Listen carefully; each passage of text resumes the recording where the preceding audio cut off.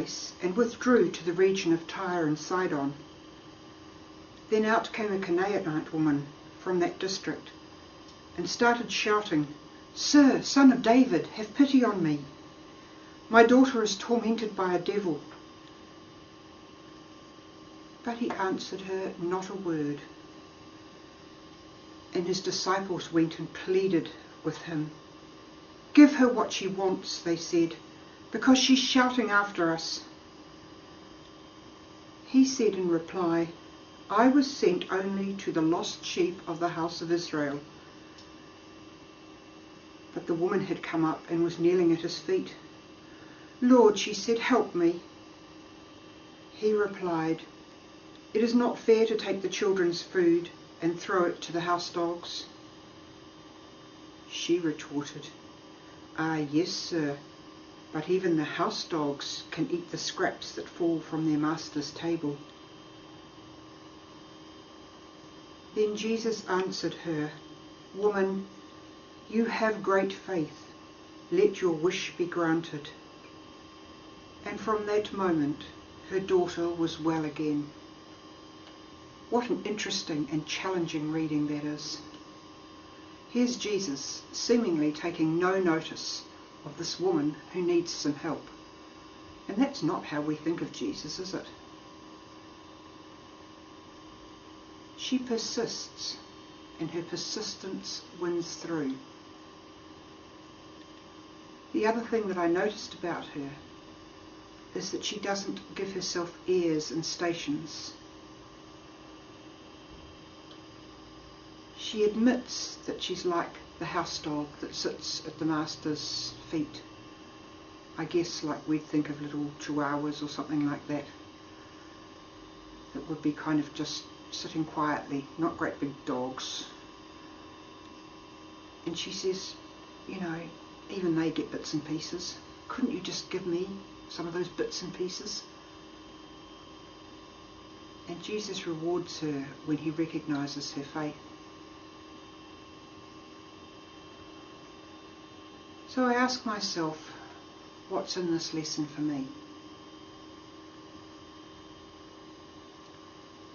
Sometimes there are things in my life which I would like changed, or I would like to be able to deal to, so to speak.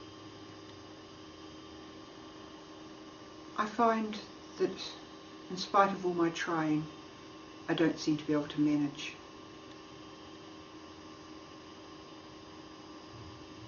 Prayer to God at first doesn't seem to work either.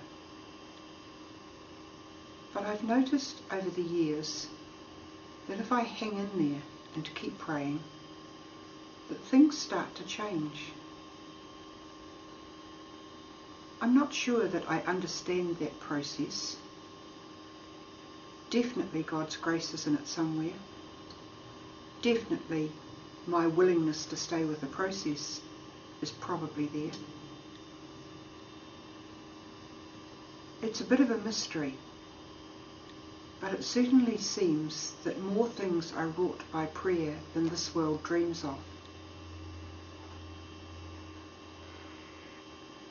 This cure by Jesus also reminds me of Mary at Cana in Galilee, where she told the waiters, "Do whatever he tells you."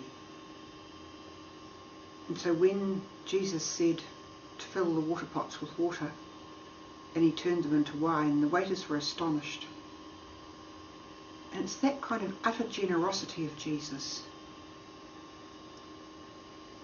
And in the Catholic Church today, we celebrate the Assumption of Our Lady, where we mark her returning to her God. And we honour her as a woman of integrity and devotion and faith. And this gospel is kind of along similar lines. This Canaanite woman was a woman of integrity. She wanted something for her daughter, not for herself. She was a woman of faith. She believed that Jesus could do something. And she didn't mind asking the disciples. and they were kind of like the wine waiters. They came to Jesus and said, "Can you do something?"